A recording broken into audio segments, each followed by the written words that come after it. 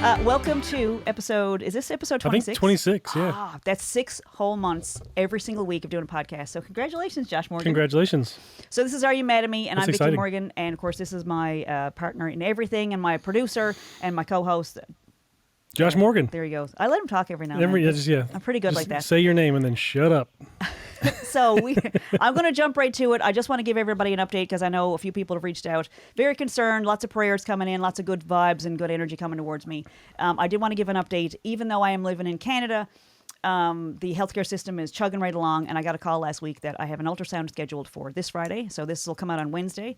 I will have already had the ultrasound by the time this comes back. So things are great. I feel great. I don't think there's anything wrong, but it's just a what do you call it? Like a routine, whatever. They're just being extra cautious. NBD. What's that mean? No big deal. What's a big deal? I mean, it's a boob. Like, it's a big deal. Anyway, so I just wanted to give a quick update on that, and then I want to jump right into it because I am like over the moon. This is one of my best friends in my whole lifetime. We're joined today by Meg Hatch. Meg, thanks so much for being on Are You Mad at Me? I'm so pleased so we've to be kept here. in touch. I feel like saying we grew up together, and that's just not true. I just feel like you were in my life at such pivotal moments that it's like you're in my brain, you're in my head so often. With what these things that come up in life on a regular basis, I have a file of what would Meg say. What did Meg tell me about this? We've gone over this. Like Meg is my person. I know I wrote about you in my first book. And also, I think when I first started doing comedy, you were in one of my first sets because it was the first time I took RAD, which is Rape Aggression Defense, RAD, and Meg was one of the instructors.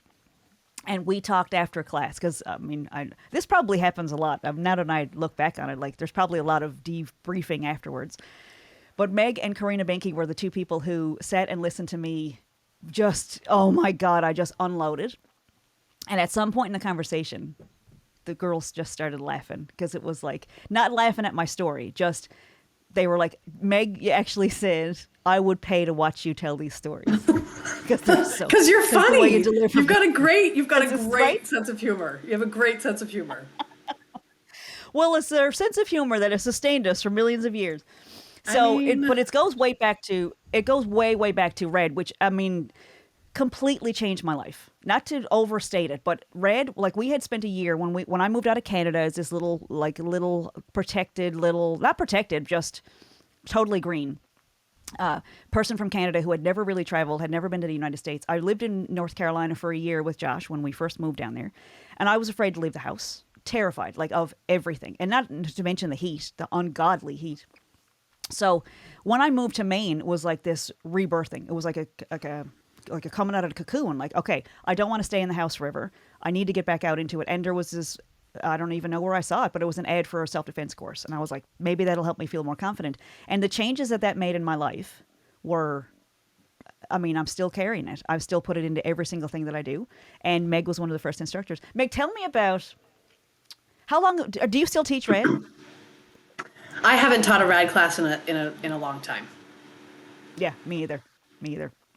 But it's one of those. It was a program that was brought in, of course, by the Amy St. Lauren Foundation in Portland, Maine, and then we So I ended up taking the class, and I just lost. I feel like I'm going down there, and I'm going to get to RAD later on. That's way down because I actually have notes today, which I never do ever. That'll tell you how serious I'm taking this. Meg, can you tell me what it's like? So Meg, of course, just to let you know about Meg Hatch, Meg is the executive director for the Sexual Assault Prevention and Response Services in Maine. So I am going to put a trigger warning on this episode just in case, because I'm not making any promises. I don't think it's going to be a heavy episode. I don't expect to talk about anything too triggering, but at the same time, I don't even want to. Just in case. I just want to put that out there. Meg is also the Associate Dean of Student Experience and Title IX Coordinator at Colby College, which is. That's exciting. Meg, I can't tell you how excited I am about all those things in your life. Oh, well, no, I'm only doing one thing now. I'm only the executive director at Sexual Assault Prevention and Response Services, which is enough. Okay. But prior to taking on this role, I was at Colby College doing that work. So. Can you tell me what it's like to be thriving in life and to have a college that you graduated from that's actually proud to say you went there and would actually hire you? Well, I didn't go to Colby. Really? No. Who did this? Okay, hold on. We're going to talk to our Who production did your team. research? Who told me this information? Who told? They're all fired. It's all good. I thought you It's went to all Colby. good. Let's So clear any some university. things up. Yeah, absolutely, I absolutely. did get my bachelor's degree from the University of Maine at Augusta, eventually. And then I've done most of my master's work at the University of Southern Maine. I haven't done my capstone yet because I got this new job and I've been busy doing other things. living the degree, really. Living Yeah. the work. So Yeah. we both graduated from USM many years ago, and we went on to do our masters. Which, when we first met, I don't think that would have been even in my it wouldn't have even occurred to me to say, Meg, one day we're going to talk, and we're going to be talking about master's degrees from universities in Maine. I mean, that would have blew my mind. So we usually talk on the podcast about marketing and self-publishing and stuff like that. And I was thinking of seeing if you wanted to write a book with me, and it's called, this is just a working title, but it's called How to Report Sexual Abuse of Children and Maintain a Friendship with the Family Afterwards. What do you think? How many pages in are you? It's one page, and it says, "You can't." The end. Yeah, I mean, I think you should send it in. It's a pop-up I book. mean, It's a pop-up book. Oh, that's good. That's good. No. it's the like, face of every survivor we've It's like ever a little known bloop, going. and it's like, you can't. So I feel like this is a really big topic, and it's kind of been like on the edge of my brain for the last little while about all these things that hold people back, all the barriers, and like all the family systems that kind of lead to these horrible experiences. But not just that. It's really more of the creative stuff that helps people heal. I feel like creativity is the thing that has saved my life, and CBD oil, to be fair. Like cannabis has definitely helped also. But having creative outlets and being able to share and write, whether it's a song or a book or a comedy set or whatever, like having that, I feel like the barriers, the stuff that's in my head is really related to childhood trauma and things, other and adult trauma that I've kind of been carrying around. So I felt like it would be a really good, I didn't want to just get on here and blather on for 2 hours by myself. I thought I'm going to call in an expert, and you know what? I'm an expert in my own experience, but I have so much respect for things that Meg has, she really has been ringing in my head for so many years as I was raising children, because these are things that are very, very difficult for survivors. I mean, for me, it was difficult for me because there was all this like uncomfortable stuff and not comfortable in my body and not liking myself. And then how do I parent someone when I don't even like myself? Like, how do I show up for them? But I remember this goes back as far as when I had my first baby. And I was losing my mind. I mean, my anxiety, I started going to therapy back then. And by the time I had Peter, after we lost Joe and I had Peter, I was going to therapy 2 times a week. So I was face and eyes into it, and teaching Red and going to university. But I remember there was advice that Meg gave me back in the day, because Meg has the language and the advocacy work and the actual on the ground, front line, up-to-date training. And Maine, I will say, is the absolute leader in my mind of the processes that really help. They're cutting edge. They're leading edge ways that they do things that, I mean, it's very inspiring. And I know now living in Canada that we're decades behind. But anyway, one of the things that Meg said to me when I had a little tiny baby, I said, when do I start talking to my kid about safe touch? Like, when do I start talking to him about when this is your body and people have to ask permission? And Meg said, do you remember? Do you remember? I don't remember. I mean, I could guess what I might have said, but I don't remember exactly what I said. It's been such a long time since we had babies. But you said, Vicky, from the time you're zipping up the onesie, they don't have to be able to talk back. You said, when you're zipping up that onesie, you can start telling them, this is your body and nobody's allowed to touch it without your permission.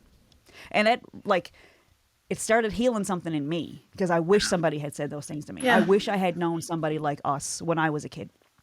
And so those experiences, I feel like I'm just going around screaming sometimes, I swear this is a really big deal. This is a serious thing. It's really bad. And then I got so exhausted from that.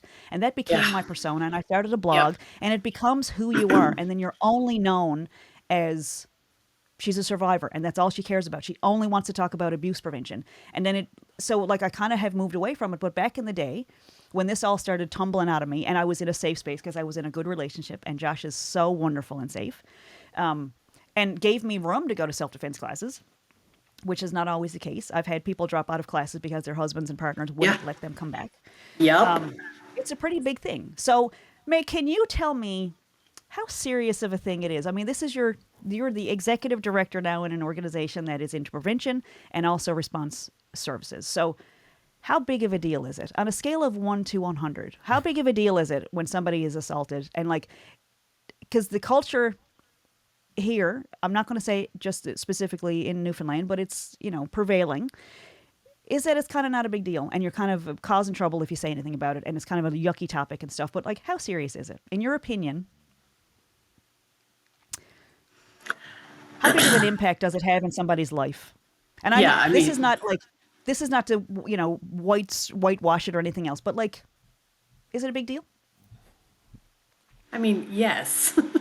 Right? Like, yes, it is a big deal.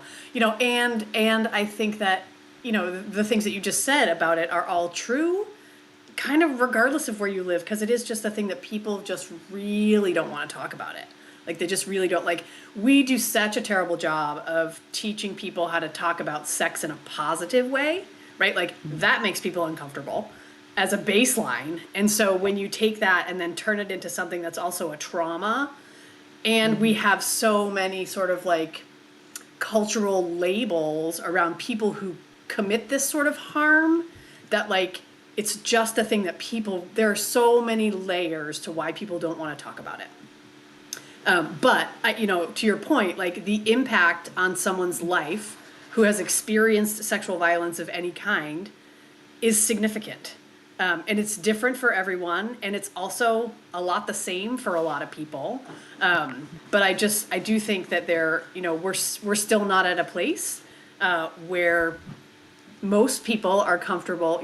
Even now, like I have a kid, he's almost 20. And frequently he says to me like, "Mom, you have a really weird job," and I'm like, "You're right, I do."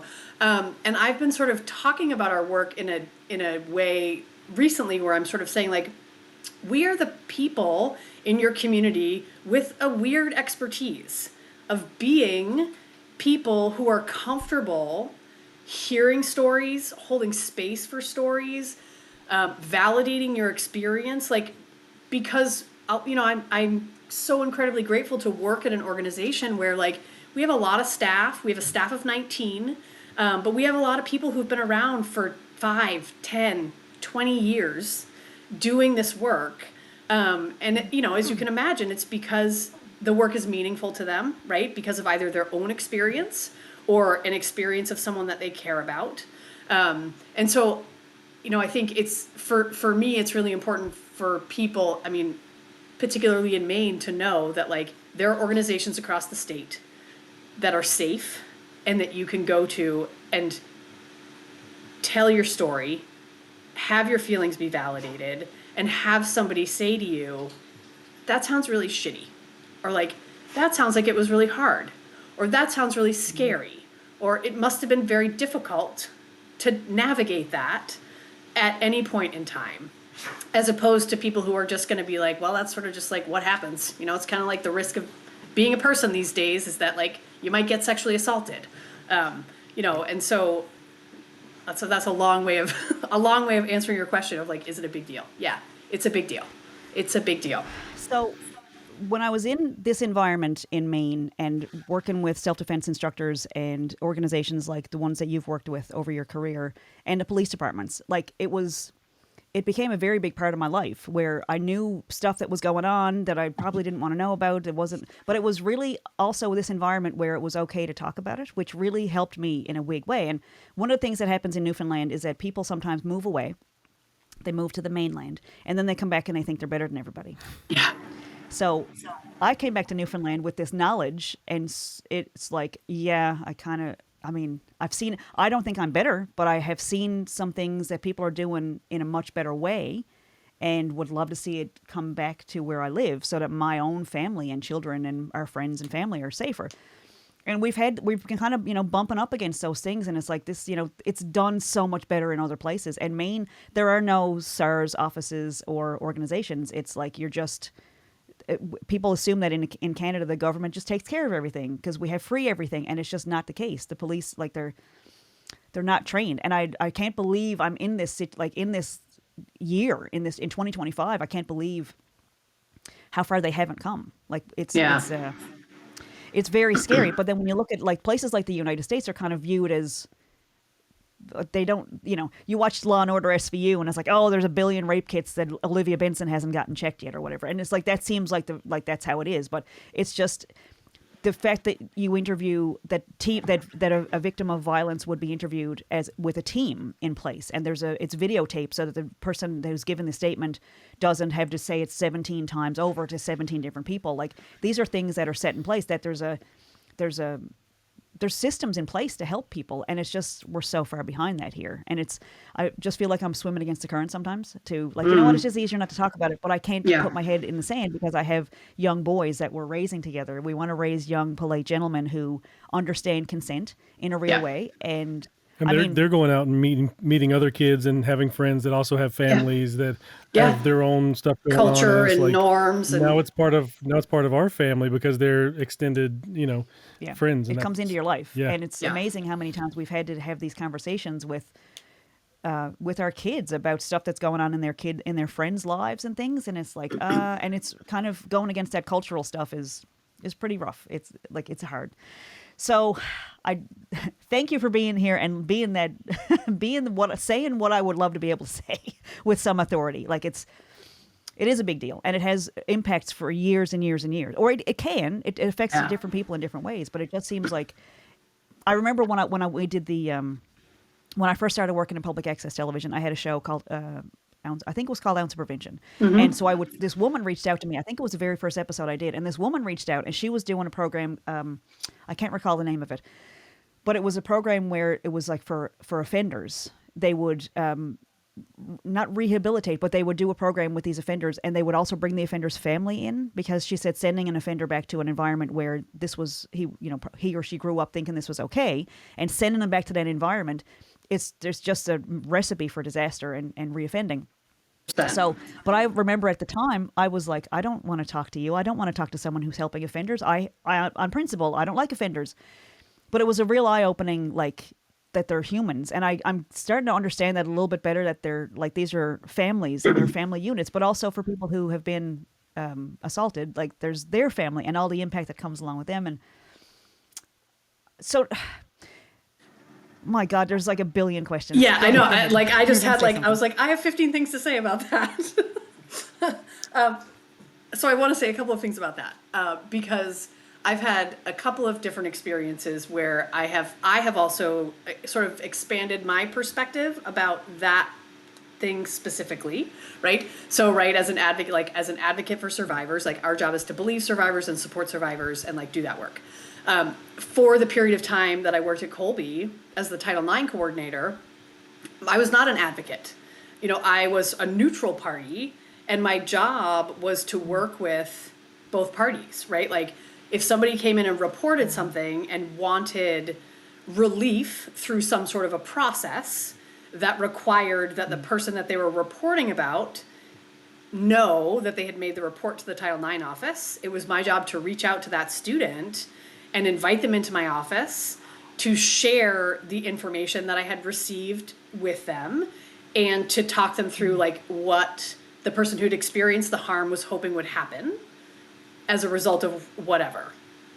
And that work was really eye-opening and interesting, because I did see the other side, right? And I mean, I had people in my office devastated, in tears, thinking that the experience that they had on Saturday night was not what the other person had experienced on Saturday night, and feeling genuinely like devastated that they had caused that harm in that way.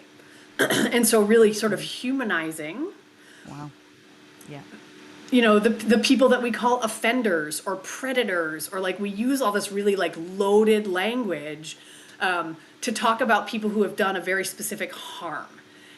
And the other thing that I also got to do when I was at Colby was to get some really good training in restorative practice with the Restorative Justice Project of Maine, and then build sort of a team of folks who got the training as staff people to do some community building, like on that level first, but then also thinking about how do we incorporate restorative practice into either the Title IX office or the conduct office, where people can actually have the opportunity to do that really hard thing with a lot of preparation and a lot of care to bring people together to be able to express, like, this was my experience and here's how it impacted me. And for someone to be able to hear that and be accountable. And like, there's an exciting pilot project that's actually happening here in Maine right now. There's a 5-year grant for some of this work to be happening in the Penobscot County area, which is Bangor is the big city there. But to develop a program to offer survivors of sexual assault an alternative to the criminal justice system, which is to be able to participate in a restorative process. Which, in my mind, there's been a long time this sort of debate of like, you would never put a survivor in the same room with their offender. And I disagree with that on a fundamental level, because I feel like from my own experience with sexual assault, if I had been offered, and obviously the person who did that harm to me had been in a place where they could have done that work, like, but to actually like get that person to do that work would have changed the last 20 years of my life, right? Yeah. Like it literally would have changed the last 20 years of my life in some profound ways, and would have changed the life of my child in some really profound ways, because that didn't happen. And so the person who harmed me also happens to be the co-parent of my child. And so he's been exposed to things that he didn't need to be exposed to, because, his dad has told him some things that were not appropriate for him to know about and also weren't true, that then he held on to as a like 14, 15-year-old dude trying to figure out a bunch of stuff. Like, so it just like the impact, it's a big deal, because sometimes it lasts for a really long time, and just to like, again, like I've also started thinking about the work and the experience and like the remedies for healing, and so that book of like, how do you talk about sexual abuse and like still keep your family or still keep your friends, right? Like, it's about creating other pathways for people to have conversations about like, this is the thing that happened, here's how it impacted me, and have the other person on the other side be able to be appropriately prepared to hear the impact and to be accountable and to be willing to do whatever needs to be done in order to repair that harm in some way that's meaningful for the person who's experienced that harm. So, and Meg, I know we've said this to each other many times, but I'm very sorry that happened to you. And I know that had to be horrific. And I can't imagine co-parenting with the perpetrator of violence. I mean, my heart goes out to you. So most recently for me, and I guess this is why I use this phrase a lot, Jesus laid it on my heart, and it's really to make fun of Josh's family in North Carolina, because they're religious, and that's what they say. It's when they Jesus laid it on your heart.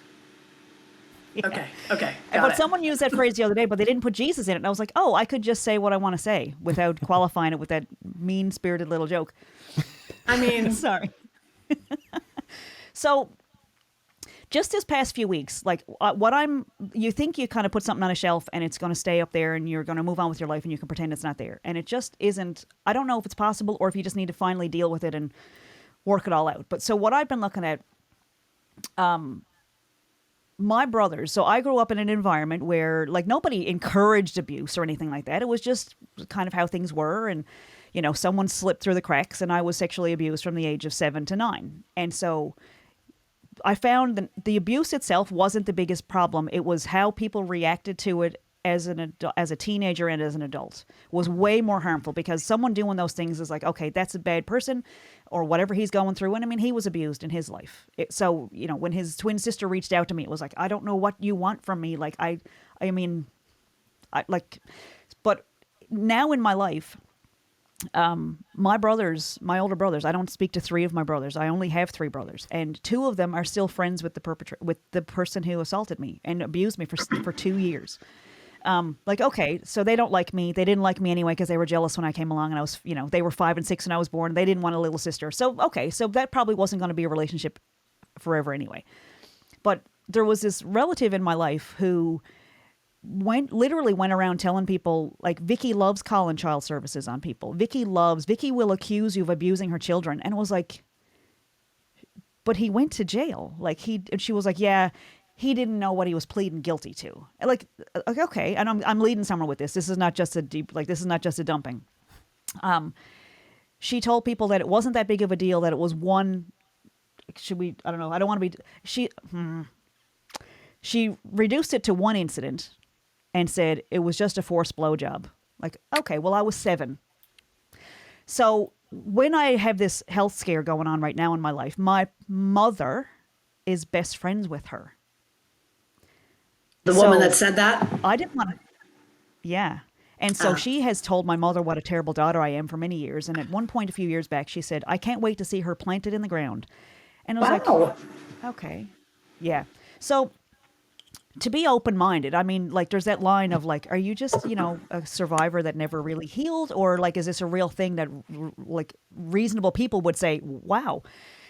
So over the past few weeks, I haven't wanted to call my mother and tell her that I'm going through this. So because she has this best friend who can't wait to see me die, who is telling people this thing that happened to me many years ago was not my fault, that I exaggerated it. Like, it was just, so, okay, it's back in my life.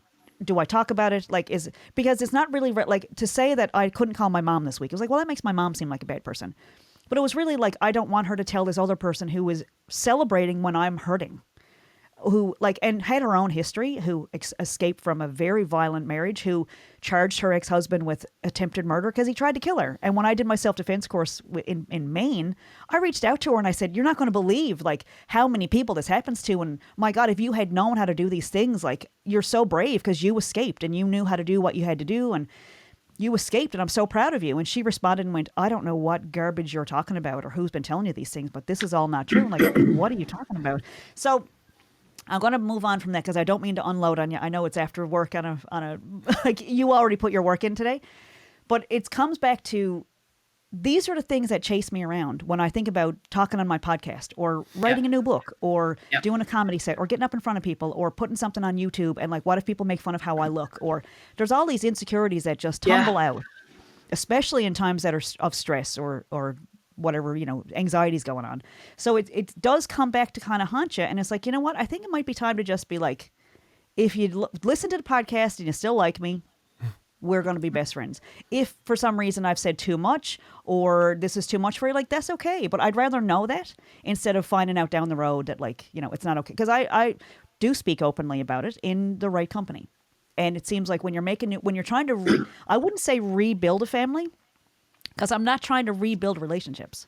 I'm kind of done with trying to prove my worthiness and trying to prove that I'm lovable. And, like, how they forgot that they used to love me, I have no idea. But I'm looking at, like, does Meg Hatch have a list of resources and books and courses I can take where you learn to build a brand new family from nothing, from scratch? Like, just try your luck with strangers. Because that's really what it comes down to is, I don't know that there's restorative. I mean, as far as restorative justice in the sense you used it of, like, being a collaborative thing where there's like a rehabilitation or, like, processes that the person who did the things is working, they're working together. So what I mean is, I think, I think you know what I mean. I don't know if I'm coming across clearly or not, but it's like, I don't know if there's any fix in those relationships. I think it's like sometimes starting over is the way to do it. And what I have found is that, like, it hurts. It still hurts that I don't talk to my brothers. It hurts that they still talk to this person that they know abused me and caused these problems in my life for the rest of my life. And they're okay with them. And, like, so, okay, maybe I'll write a joke about it. Maybe I'll write a song about it. Maybe I'll, I don't want to write a book about abuse because I don't want to live in that. I don't want to go back through those memories and bring them all fresh into this room because I'm safe now. But what I would like to do is do creative things because that feels good. And learning to feel good is really kind of the the key. Sex is a great thing, but when it's been sullied or made muddy for you, like you miss out on stuff, and it takes a long time to get back to a place where like, yeah, I love sex. I absolutely love it. But it took a long time to get there. And so I'm telling I have these 2 teenagers right now in my house. I mean, they're 11 and 14. And I'm trying to explain to them, like, this is why you can't go to a sleepover. Because A, I have anxiety. You're probably going to be safe, but I have anxiety. And that's left over. But also, I don't want them to be afraid to enjoy one of the most amazing parts of life. And I also want them to very much understand about consent. And it's like, it gets kind of hard to explain that to them and to set healthy boundaries and to tell them what to expect when they go out in the world. And like, you know, things can happen. They could end up in a Title IX office with somebody saying this experience that I had this weekend was not what this person thought. And like, that's the reality of they're going to go out into the world. And I've done a good job, I think, of protecting them from abuse. But when they go out in the world, they have this whole new set of, not as new set of rules, it's just basic human decency, right? It's, if people acted decent towards each other, we wouldn't have any of these crimes. But here we are. So it's like, how do you, I'm going to try to bring this back to a question for you, Meg, because I thank you for listening to me. This is my therapy session every week.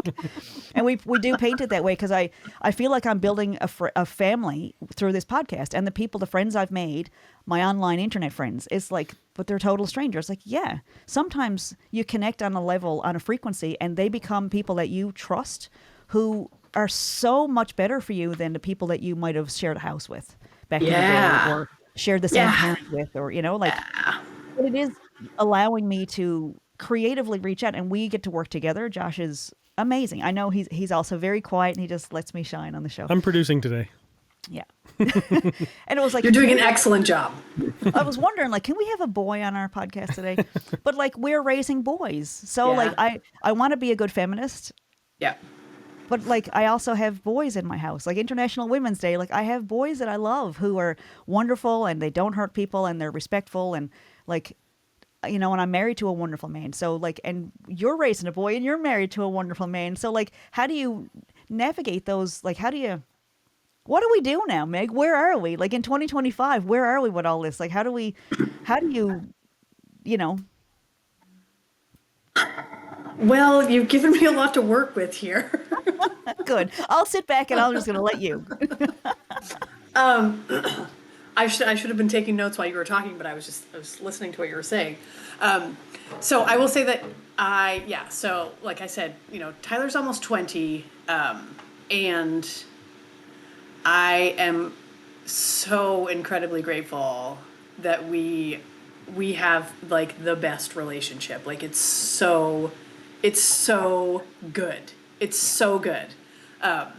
And so like, despite the like, but we went through some shit, you know, and I'm not married anymore to that guy who I thought was all right, but it turns out it was more complicated than that. And that's fine. Who is doing this fucking research? Who told me that? Oh, sorry, Meg. It's all good. It's all good. Can we cut that part out so I don't look like a total jerk? Oh my God, it's also good. Yeah, you cut Sorry, that. I didn't know that. Out. So don't make Vicky look bad. But like, right, like, I mean, I am so incredibly grateful for who he has become, and just like you know, a couple of weeks ago, you know, he came in. And like, he's driving this piece of shit truck right now because, well, he had a couple of car accidents, you know, he had to got in a little bit of trouble, and like, you know, went through like the teenage boy stuff that a lot of teenage boys go through. And, you know, he came in the other night and he's like, oh, blah, blah, blah, with my truck. And he's like, and I know, Mom. He's like, I get it. He's like, I know that I know that I am here because of the poor choices that I made a few years ago. And like, I'm just going to have to like buckle down and like deal with those consequences. He's like, but sometimes it just sucks. And I was like, yeah, dude, you're right. Absolutely. Like, yup. And then he was like, and I just really want you to know how much I appreciate how you helped me through that. Wow. Like, because if you hadn't been here and you hadn't done those things, like, I would be so fucked.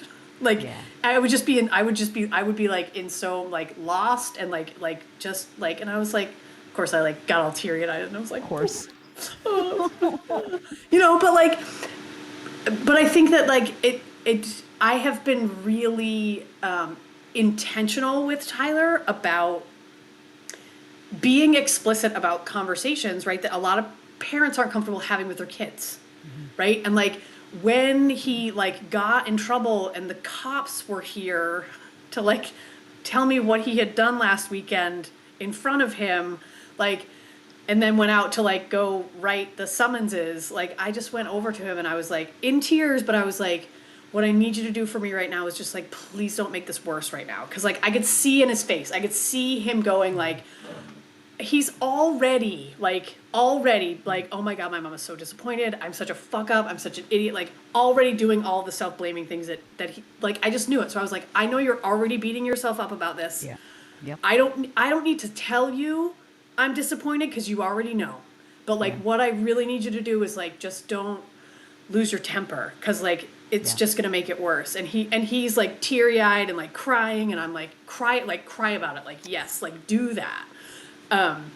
You know, and I was like, and I'm here to help you. Like, we're going to figure it out. Right. And like, you are doing such a good job, you and Josh, of like, and this really fucking matters, right? Like being the parents you wish you had. Like, that's how you do generational change, right? And you break those cycles of abuse and silence and, you know, shitty relationships and gross dynamics and like all of that stuff. Like, and it matters, even though it feels like it can feel like a really small thing. It's not. Huge. And so reminding yourselves that like you're doing the work. That's really important. And so thinking about like, again, I feel like, yes, we have some great systems set up here in Maine, and we're still a long ways from a lot of things that would be better. And now in the political climate that we're in this country, like the amount of regression that we are experiencing right now, and permission, just like you were talking about, like permission for people to be mean and like racist and homophobic and misogynist and transphobic. The level of permission that people have for that right now is really scary. Really scary, and feels very like, again, like we're gonna go back literally 50 years, like dismantling these systems that have been set up to like protect people in this way that just feels very scary. So I like wish I had some like super hopeful, like it's all gonna be fine. But I just don't. I've never had this level of concern about my country in my life before. And that obviously speaks to my privilege, like, right, as a white, cis, middle-aged lady, right? Like, I have a level of privilege because I know a lot of people who live in this country have been experiencing this level of oppression for their entire time here. But now's where it feels like, oh, like, you could be next. Like, ugh. I'd like to think that it's not a full, like, yes, it's regressing, but I don't think we're going to go back to start from zero. I think all the progress that was made, when we get back on track, it's going to be like, okay, so we know how to do all these things, and now we're going to build on that, because we've already I built, hope so. you know, I think it has to get a little bit worse before it gets better, but I do think people are going to figure it out, and they're going to start figuring out that, like, you know, signing a petition online or putting a Facebook post is not advocacy. Not going to cut it. Yeah. But I think even more important than that, because I'm really, really working on this energy thing and the frequency and what I'm broadcasting to the world and what I want to see coming back to me. And I think other than voting, which we did, I think what we're doing. Also, way to go, Canada. Way to go, Canada. No, I mean, I'm an American. We voted in the American election also. Yeah. Oh, nice. Yeah. Yeah. Okay. So, I mean, but other than that one little vote, like the fact that we are raising and giving an environment for our children to be decent people who, that sounds judgmental against the people who aren't decent, doesn't it? I mean, I love everybody. I'm a liberal, but I love everybody. I don't love everybody. No, I don't. But I think there's like decency of like loving people and being kind to people and not causing harm. Yeah. And I think as long as like we're just three people, but we are putting three people out into the world who know that they have a safe place to come back and talk to, Yeah. that we will forgive mistakes, which is Yep. bigger than, we say it's okay to make mistakes. And then it's like, but Vicky, are you really living that? Like But you're is not it? allowed to make mistakes. Is it okay if they make Yeah. a mistake? And it's like, sometimes we've been really practicing with the boys the last little while of like, there's no way for this person to back out of this conversation with any dignity. So how do we make it like, let's make a joke about it. Like, let's say, you know what, I fucked up too. I've done this, Yeah. or like giving them some space. And it's really, I'm really proud of what we've been doing. And like, Yeah. Also, 'cause the kids are as the great. grown-ups, like as the grown-ups being like, I wish we you know knew what? us. I fucked up. I fucked up in this exact same way when I was a kid. Of course. I We made all some did. really poor choices. I just didn't get, and I've said that to Tyler a number of times. Like, dude, I also made a lot of really poor choices when I was a Right. teenager. I just never got caught. That's exactly right. We were better at it, maybe. I don't know. There wasn't social media. That's one thing. Well, there wasn't social media. Oh, and there wasn't social media, right? Like, not everybody was wasn't not. 1,000 thank cameras out goodness, in those right? Like, fields. Yeah. you could go to a party at the gravel pit and nobody had a camera with a video recorder. Nobody Exactly. was bringing the like handheld camcorder on the No, shoulder to the gravel no. pit. When I was sneaking Because into we were bars trying when to I get was away 16, with it. when I was going into bars with my cousin's ID because she looked just like me, and I was 16, Yeah. and we couldn't, it was 3 more years before I was allowed in a bar. Never got caught ever. Like it was. Yeah. So I mean, lots of narrow scrapes along the way, and it's like, yeah, I kind of getting caught doing like our kids are so. They have very little privacy because I'm so worried about things happening, and like I've been overprotective, but they're also Yeah. safe. So I guess worrying works. Yeah, yeah. I mean, and I think that that's a really common thing that people struggle with. Like I'm thinking someone who's coming to mind right now is someone who is a detective for a long time, and she, like I've met a lot of law enforcement officers who are clearly suffering from vicarious trauma, who have this sort of like, or their own trauma or both, right? Where they do this thing where they think like, here's how I'm going to keep my kids safe. Like I'm never going to let them go to a sleepover. Like they're like people can come to our house, but they can't go anywhere. And like they try to put all these protections in place that you think like I'm going to keep them safe for now, but then what? I know. Like then what happens?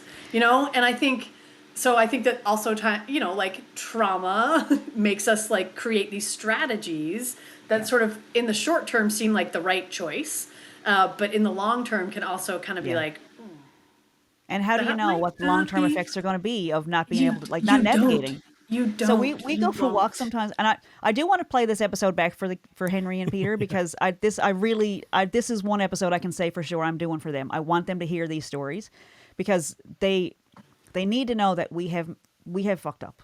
Like we've done stuff, and Josh is also the king of saying, "Oh, so nothing bad happened." Like I'll say, "Oh, this almost happened," and he'll go, "So." What would like if you were given a police report right now? What would you say? What can I write down here? Nothing. You got scared. You almost fell. You almost worried. You worried about falling.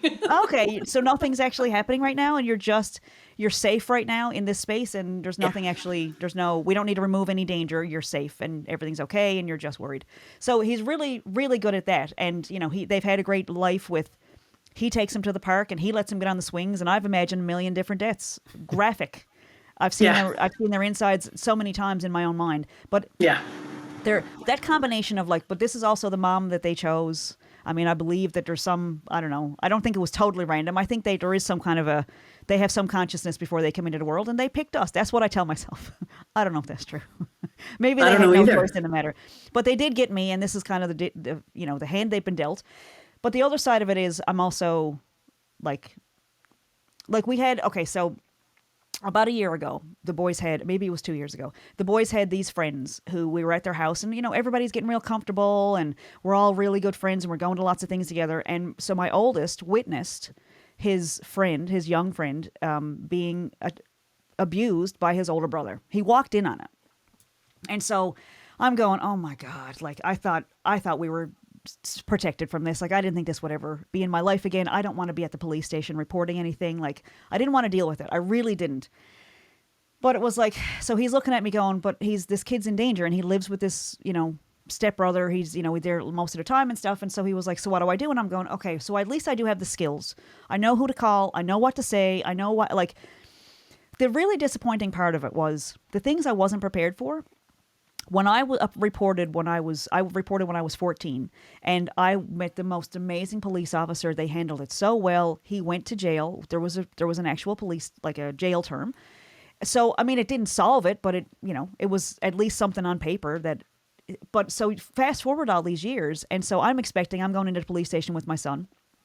And so I originally called into the child protection line, and I gave a statement, and then nothing happened. We were seeing pictures online of the entire family at a hotel where there was like 3 or 4 young kids and the older brother, and like it was a really bad scene. Like, and it wasn't one incident. Like, I talked to the family and I said, we need to talk about this. Like, this needs to stop, and we need to make sure that this guy he can't be around these young kids. And they were like, yeah, totally.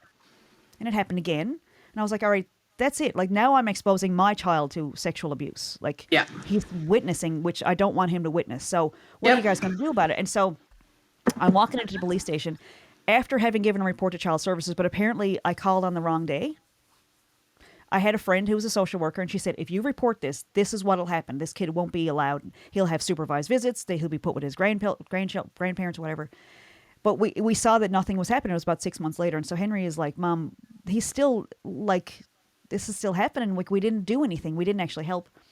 So I bring my 12-year-old at the time, and it happened, I guess, a few months, whatever, it was about a year before that.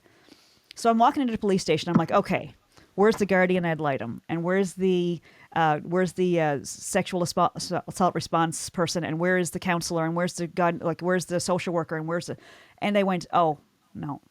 Not only was I not allowed to go in the room with him, but they questioned me. They took a statement from me. They took a statement from him separately, and then they just left it alone. And I was like, so I called them a couple of weeks later, and I was like, can we have something? Like, are we going to be called to court? Like, are we going to have to testify? And they went, it's been dealt with. Like, what do you mean it's been dealt with? We can't tell you, but it's been dealt with. We can't tell you, yeah. And she said, as a matter of fact, just so you stop with this, we dealt with it when you called in. So they dealt with it by just doing nothing, and the kid has access to his little brother, and nothing changed, and now he has access to a bunch of other little kids, and he is not getting help or counseling.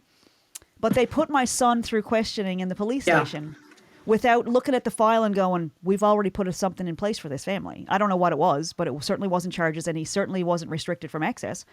But they put my son through that questioning where so the fallout from that was he misses his friend. Yeah. Like, there was no way to restore that friendship. And like, I know because, he's online, he's on YouTube and stuff. And he has sent a couple of messages to this kid saying, are you okay? I really miss you. And we've gotten angry emails back from the dad saying, if you guys ever talk to like, dude, my child misses his friend. Like, that he wanted to help. He wanted to help. And all he got back was he lost a friend. Yeah. They literally went around in the community saying, you can't trust these people because they love calling child services. Like, yeah, I do when you're abusing a child. I don't love it. I absolutely hate it. But when it comes knocking to my door, because apparently in Canada, everybody's a mandated reporter. And I've done training in the U.S. to be a mandated reporter. But in Canada, everybody is considered a mandated reporter because there's been so many cases of abuse that got covered up. So if you're found out now to not tell, you can get charged with that. Yeah. But the level of abuse, like the frequency of it, hasn't changed. Has not changed a bit. Yeah. They're finding mass graves of kids, Indigenous kids that were taken from their families. And same. There's orphanages that they have to burn down because there's so many kids with bad memories. And Canada is a wonderful, wonderful place. And there's a lot of great things about it. But our healthcare system is not one of them, and our criminal justice system is not, and the Young Offenders Act, where if you get a sealed record if you're below a certain age and you commit a sex crime against somebody, there's nobody's allowed to talk about it, and so there's a whole lot of stuff that needs. But I don't know what to do with that. Like, I don't know how to. I want to write a book for my son to read where it's like, here's how, because I'm dealing with it. I have nieces and nephews that are not allowed to talk to me because I had to report something. And I say had to because what else do you do with that? Yeah. Like, when you see it. The alternative is terrible. like the alternative is like, yeah, but Vicky is just, she sees it everywhere. She sees this stuff everywhere, and she's just got monsters in her brain. Like, no, I don't. I have knowledge. I know how it affected me. I speak to people like you who say my life would have been different had this been different. Like, so I know what kind of an impact it's going to have on these little girls who are being abused. And like, in my case, like the police officer came back when I reported a family member. Like, it was not the first incident, it wasn't the second incident, and it wasn't the only family that had witnessed it. And I just lost my train of thought. Oh my God, where did that go? Oh, the police officer called me after the kid had been questioned twice, 2 45-minute sessions of being questioned. And the police officer said, I am absolutely positive this kid is being abused. But because I can't get her to say it, we can't charge anybody. So like, okay, well, none of my nieces and nephews will talk to me now. And she's still not safe. And like, where do you, what? So I'm looking at my son going, buddy, I've been there. You did the right thing. So how do you reconcile trying to help somebody and then I don't know. There's no winner. Like, let's throw this back to our advocate expert friend, Meg. What do you say to people? Like, because reporting, like the process, not everybody feels compelled to report. Like some people just want to forget it, but there's also some healing in the process. And there's also some re-victimization when it doesn't go well, or when they're not believed, or when the resources aren't put in place for them. So like, what would be your advice to a family that is like, what do I say to my kid who's missing his friend who he thought he was helping and was doing the right thing? I mean, I say quotation marks, right thing, but even the fact that I feel like I need to say right thing with quotation marks, like, of course it's the right thing. A child was being abused and told that he wasn't allowed to talk about it. So, and it's not like I wish these things didn't come to my fucking doorstep, but they do. And it's like, but why? Like, law of attraction, universally speaking, maybe it's coming to my door because I would have the courage to say, I'm going to try to protect this little girl. I wish somebody had done that for me. People knew, and nobody did that for me. So Meg, what's your advice to, I don't know, what's my question? What do I say to the child who had the courage to go to the police station and give the report and lost his friend anyway? Like, and he's like, he has nightmares about him. He worries about him. Like, what do I say? Yeah, I mean, it's like, I'm going to give you an advocate answer, right? Like, okay. you like listen and you validate and you say like, yeah, I know this is really frustrating. Like, and it's still important that you continue to like do your best to protect people in the ways that you can. And life is fucking complicated. And like, it's a lesson in complexity that I don't have any satisfying answers. Like, I don't have any like, oh, we'll just do this and then like everything will be fine. Like, no, like it's always complicated. And I think like that's another thing that I have tried to really do with Tyler around like stuff that he hears or whatever, is to just say like, it's always more complicated than you think it is. And nobody has all the facts. And, you can find other ways to like advocate for things. And sometimes like you do the best that you can with what you have. And I did all the things I was supposed to do. And it's again, a reminder in the like, again, frustrating reality of the fact that like the only thing, like literally the only thing we have control over is our own behavior. Like how other people respond, how other people react, how other people choose to end relationships based on whatever. Like, we have no control over that, and there's nothing we can do about that. And you can continue to like be respectful and reach out to that friend until they say like, don't contact me anymore. Like, it's okay to say like, to send a message where you're just like, just thinking about you, and I just wanted to know that like I miss you. And like sometimes it just takes you having the courage to do that outreach that feels like ugh, but like also to say like, and also to ask for clarity. to say like, I just want you to know I'm thinking about you. And if you prefer that I don't contact you anymore, I'd rather just know that now, so I can have some, and just leave it at that. But like, know that like, so I can have some closure around like whether or not I'd keep trying to reach out. Like, and also that gives them permission to be like, actually, I'd rather you not. Right. Or thanks for helping. Oh, right. Thanks like, for being the one right. person in my life who said that this wasn't okay and spoke up for me, even though nothing came of it and it went to crap. Thank you. Like, and I keep thinking maybe one of these days that might happen, because I think I would reach out if somebody, It probably will, right? I think anything that, because the feeling that it's powerlessness, it's feeling like you're powerless to help. Yeah. And I think anything that relieves that a little tiny bit. So talking about it and giving space.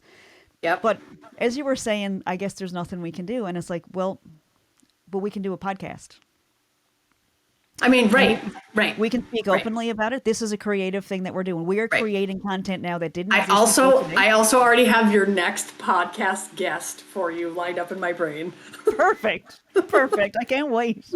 But it's like, we started off with this. We started watching Nateland back in October, November, and they like started off. He's a biggest comedian in the world right now. But at the time, like, he started a podcast during the pandemic, and he talked about just start. Like, it doesn't need to be perfect, and if you need to change it along the way, like, you can change the format. So like, this started off as it was going to be about my books, and then it was going to be about self-publishing, and then it was about marketing, and this week it's about abuse and prevention and reaching out.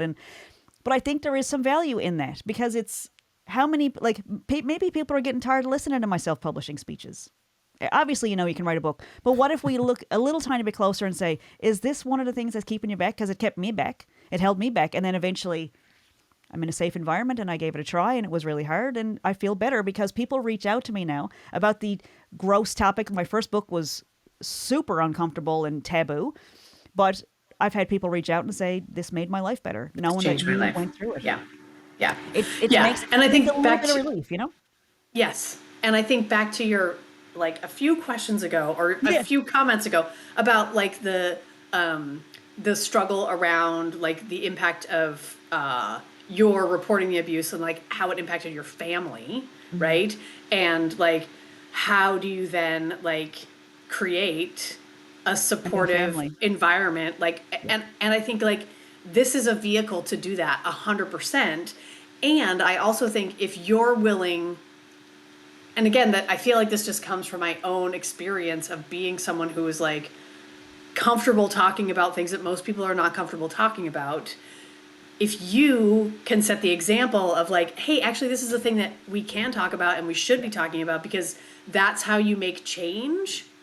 You're going to attract other people who are like hungry for like someone to fucking say it out loud, right? And are like, yeah, that happened to me. Like, and there's just like, there just continues to be so many layers of shame around all of it, right? Like around experiencing it, around talking about it, around reporting it, around the impacts that those reports have on your relationships, and then like ongoing forever, right? Like there's just so many layers of shame that I think opportunities like this for people to talk about it and put it out there into the world, that like, this is a super common experience, and one that people, I mean, it's like, I think it like about like suicide feels like a similar topic that like people just don't want to go there and talk about it. And it's like, but so many people are just living, holding this shit.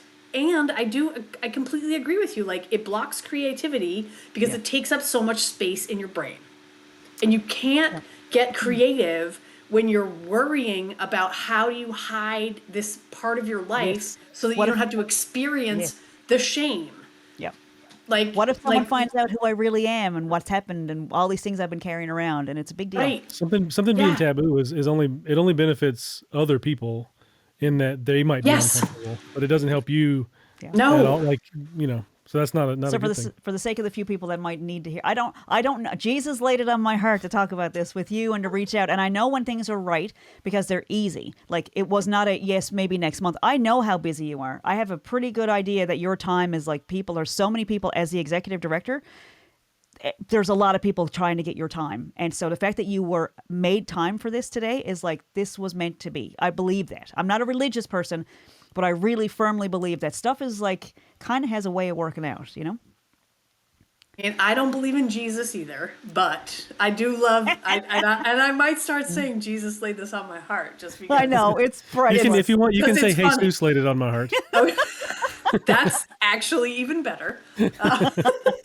But it is a very good permission to say, I'm about to say something that might make you uncomfortable, but just blame Jesus. Yeah. Because Yeah, he can hate yeah, it's like bless apparently. your heart. It's like a different version of Bless your heart is, yeah, right? similar. But however, I do also, I have a little bit of faith in that the universe, like, sometimes brings people together or back together, like, so there's like a little part of me that believes in like serendipity and like Absolutely.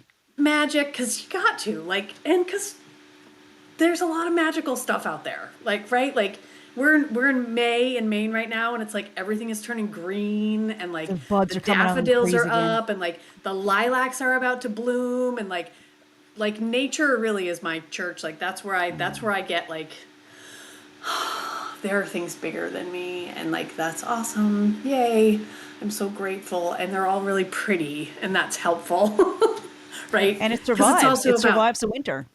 It survives the winter every single year. It comes back. There's regrowth. It's like all the beautiful analogies for all the things. Yeah. You know, and so I agree. And I think, you know, like I'm already inspired to, like, I'm going to connect you with this friend of mine named Crystal from Bristol, who is a survivor of a number of things, but also a massage therapist, but also does some, I'm going to send you her links, Crystal McLean Creative, and her jam is creative self-care. And like the no bullshit kind, no bullshit kind. So I'm going to connect you with some links, and you're going to be like, okay. And she should be a guest on your podcast for sure. She's more than, I want to say something about the nature thing because Jesus is laying it on my heart. I think if you were to go out into the woods in You Maine mean Jesus?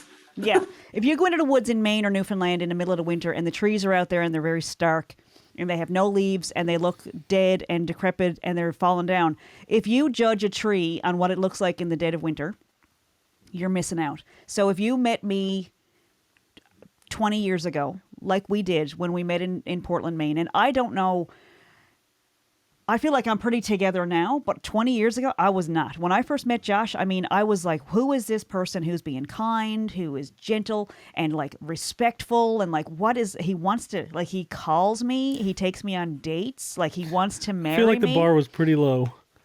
It was, I mean, Hey, so I hate to tell you stuff like that because it's like, what if I let him know that the bar was low before he came along? Like, what if he stops liking me because he realizes how low self-esteem I had and how I was so accustomed to how people treated me? But if you saw me in that winter of my life, and I have winters, I have seasons. Right now, I'm just in a manic, oh my God, lump license time where it's like, you know what? I'm going to use that as an excuse to be brave and say, look, I was just going through it. But it's stuff I wanted to do. So, like this, all around, like presenting this whole thing. What if you didn't have to hide? What if there were other trees that were like, hey, I'm over here too? Or like lightning bugs. I read a meme or saw a meme one time about the first lightning bug and how freaked out they must have been when their ass lit up. Like, oh my God. And then they found out that there were more, and how amazing that must feel to be in a room, like to be a lightning bug in a field of lightning bugs and realize there's all these other freaks out there. You know what I mean? Like with this beautiful thing that lights you up, and it's like, oh, there's other people who. If you feel like a freak and then you see other people just like you, then it lessens that feeling of isolation and oneness. And it changes the power of the word. So all of a sudden, it's not a negative thing. It's like, yeah, we're all proud of who we are and that we've been through shit. And the creative part of it for me is like, I feel like I'm so old and I'm starting over at this age, and here you are, like you're an athlete and you ski and you do cross country running and you're so in shape and you kayak and swim. I don't know how to swim, but like you could learn. I will try. I will try again. I've done lessons at least 2 different times, and yeah, I will try again though. I needed to qualify. Oh, I still don't know how because of this bad experience, but there's no excuse. I've been getting deeper and deeper in the water. When my boys go to swim, bless Josh's heart, but he took the boys swimming with me one day. They had life jackets on for a whole summer, probably a couple summers. And one day I was with a friend and they went swimming without me, and they came back and they're like, we tried it without our life jackets. And I was like, and we could what? swim. They're brilliant, and they dive. They love it. Because I was like, oh, but if this happens, so I wouldn't even get into water because energy transmits water transmits energy really well. So I didn't want to have their fear in even a lake with them. So Josh took them out, and they're brilliant swimmers, and there's no fear of them. Like, they know what to do now in the water, and they know water safety. And so, but I've gone in, when I first had them, I wouldn't even get into my waist in the water. But now I'll go in and I'll wear 2 life jackets and floaties, but I do go in the water.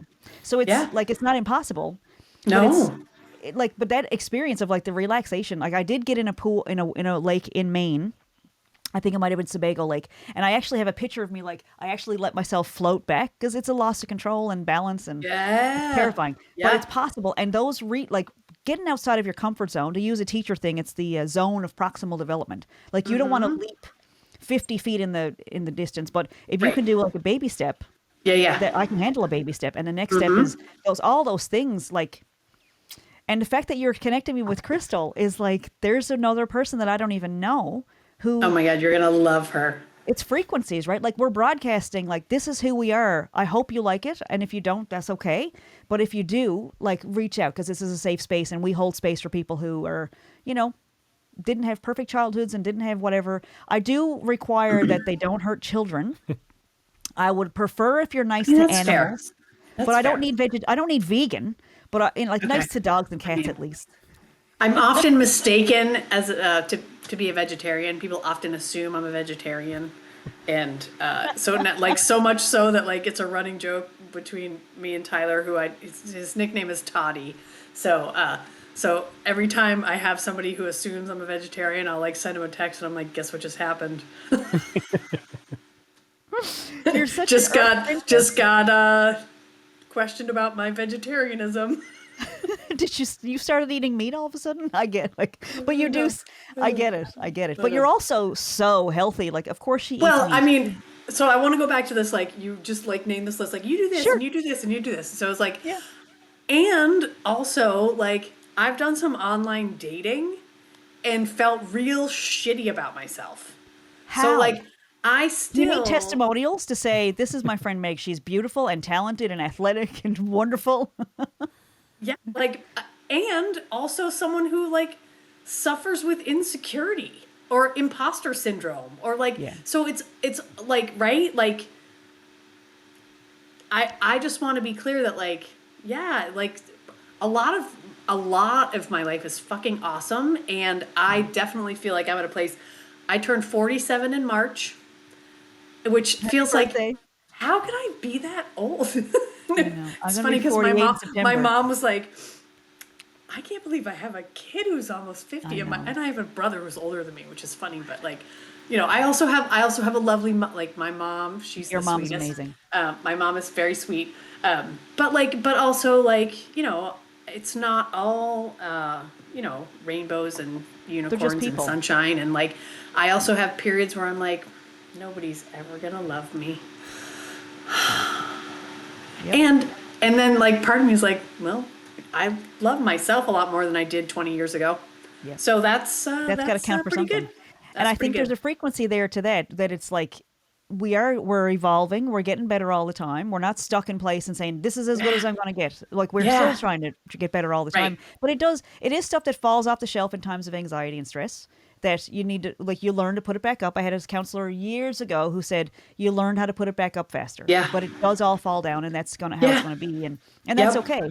But I think being afraid of it is the creativity part of it for me. Like sharing the story, Meg. What do you?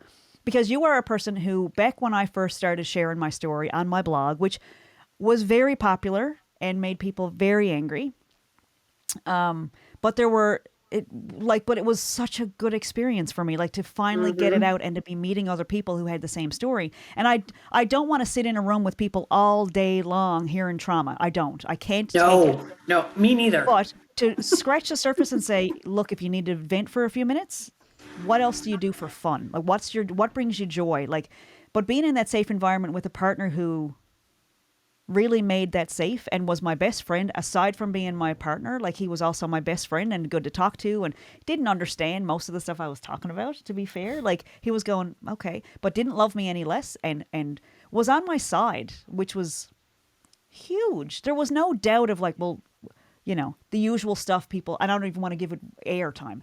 Yep. But nope, don't. There was never a word of it. It was never my fault. It was always, I'm on your side no matter what. And that kind of loyalty I was missing that in my life. I had brothers who were like, well, like, are you serious? Dude, like when I see pictures of myself from that age, like I was a little 7-year-old. Yeah. So my kids are massive. Like my kids are bigger than me, and Peter's only 11, but he's almost as tall as Josh now.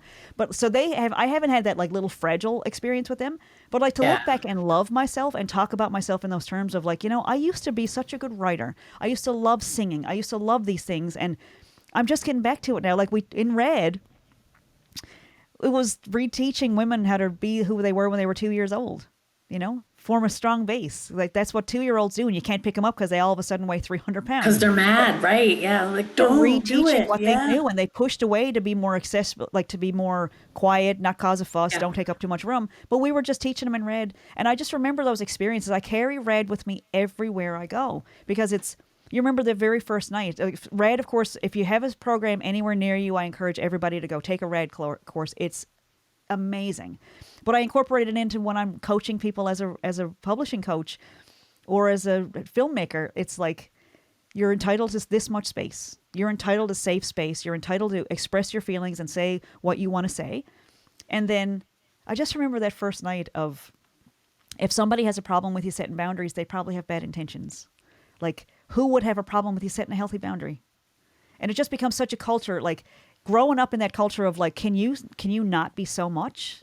Like, not even, it's just still a healing. But I want to talk about Red because it was such a big part of my life for such a long time. Like when I first took that first course, I walked in there. I remember one of the instructors said, I wouldn't even make eye contact. Like, I didn't realize it was that bad, but I was so small and so afraid, and I didn't want to take up space, and I was afraid of everything. And by the time I left that course, it was like, I was a nightmare for people in my life. People were very angry that I took that course. And it was worse the second time I took it. And way worse the third time I took it. And the fourth time I went back, I became an instructor.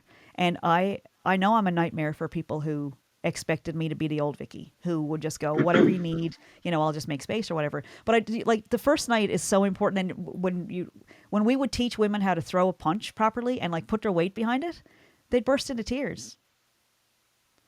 Because these little girls were finally able to come out again.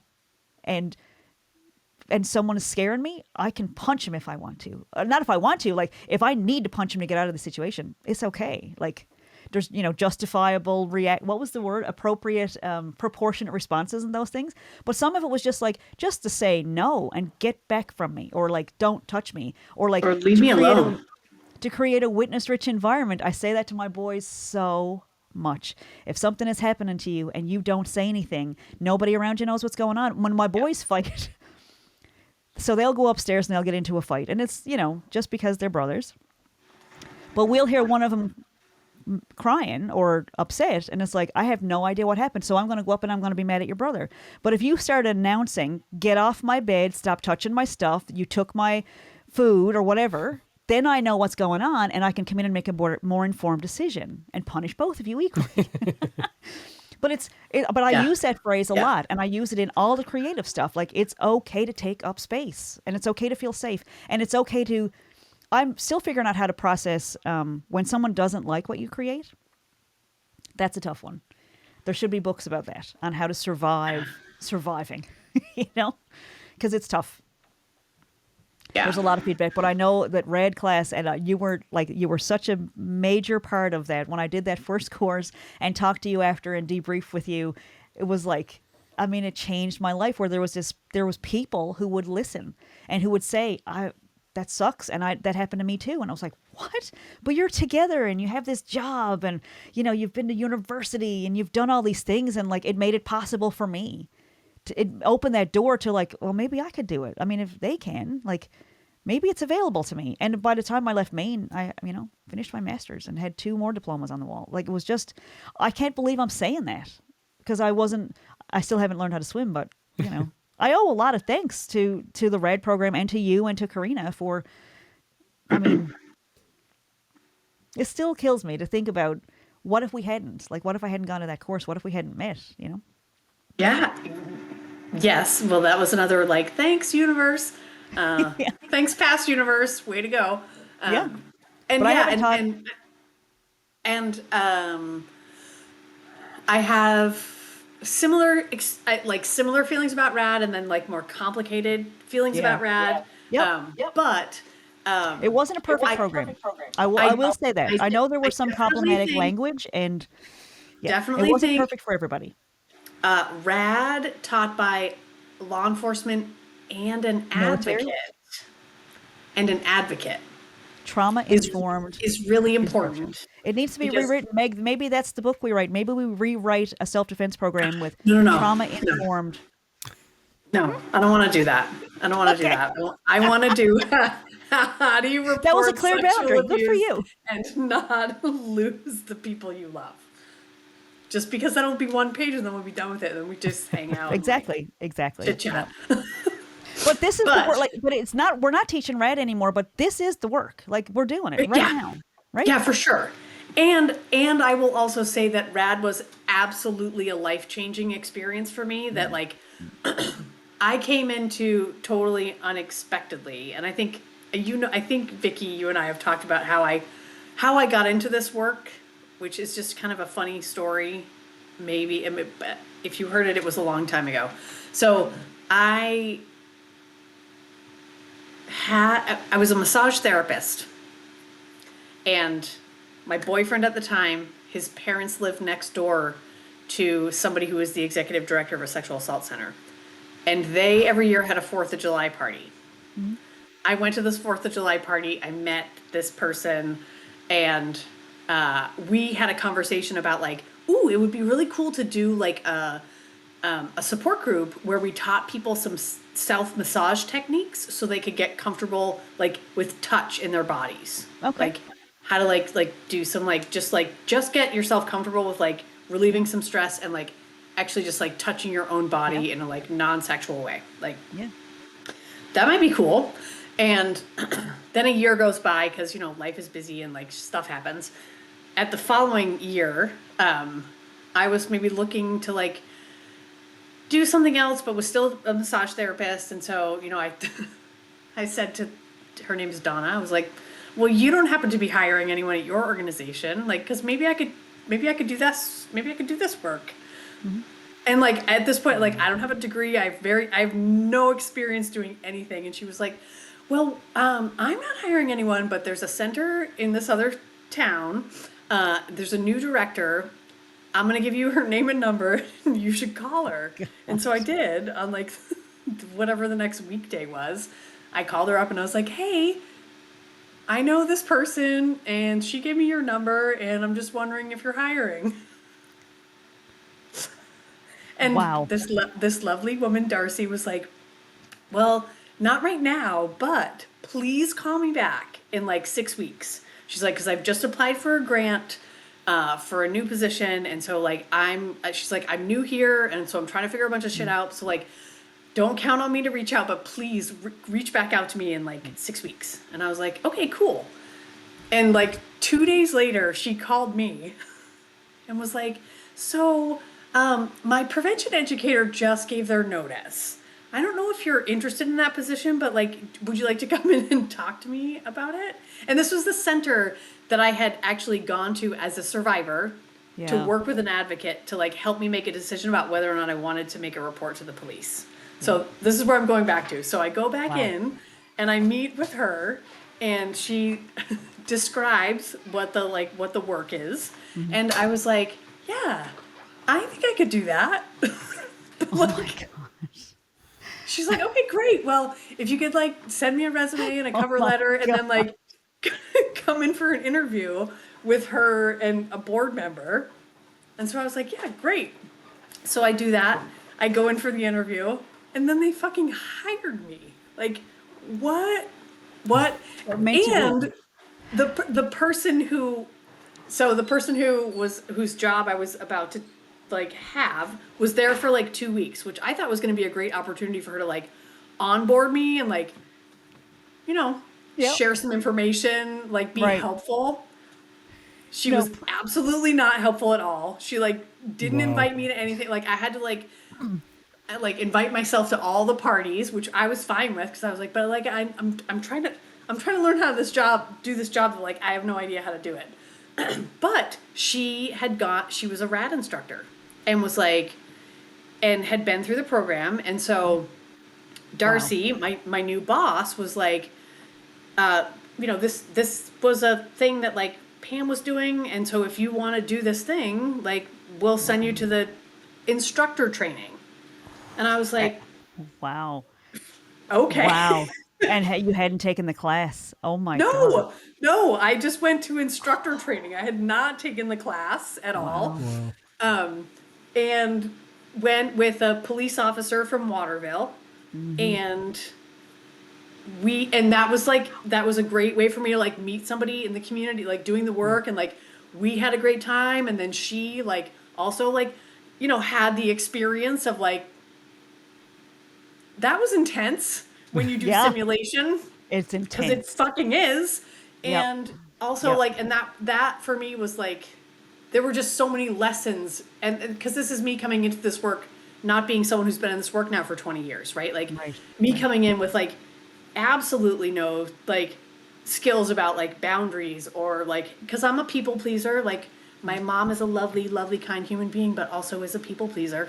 And like, I got that. And I had been living my entire life like just trying to like make everything okay for everybody. And I still do it, less so now, but like it's still part of who I am, and like and I'm okay with it.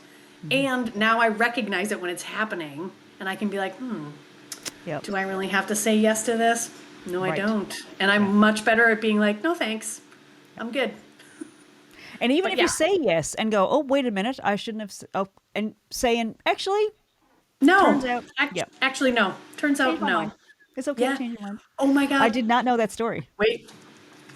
Here. Look at this. Look at this button I have. I don't know if this is going to come up backwards, but it is. But oh my God, Meg, where did you get that? This sits above the sink where I do dishes. Because we hand these out at events. They're like pins for kids. We do have some audio only listeners. So it's a pink button. Oh, sorry. It's a button that just says it's okay to change your mind. I have a magnet over my sink, and I don't do dishes, but it says, if nobody comes from the future and tells me not to do it, how bad can it really be? So that's my mantra. I did not know that story about how you got into this job. So I'm going to go back to how I got into a job similar, where I was in a relationship where my sister-in-law was friends with the radio station owner or manager or whatever, and got me hired as a stringer with zero experience in journalism. I had done like high school interviews and, you know, I'd written for, you know, magazines and things like that, but not really in this capacity. And so they were sending me out in a radio station vehicle as a stringer on the weekends, doing like stories if there was a fire or a corporate event or whatever.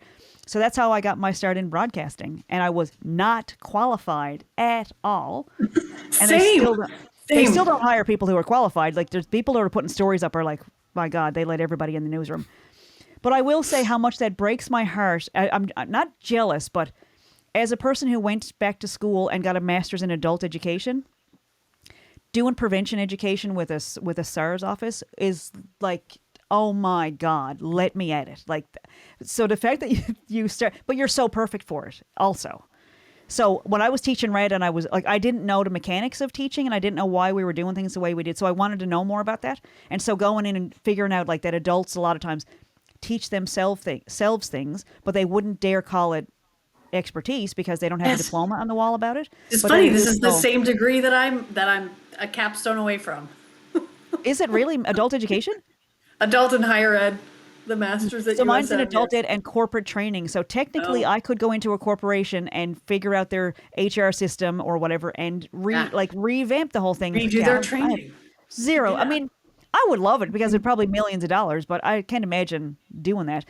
Like, but Oh my God, I'm like, that would be so fun. it would be awesome to actually go in and analyze their system and go, here's where we're Yes. losing And then people, and train people here's how you on can it. hire more diverse.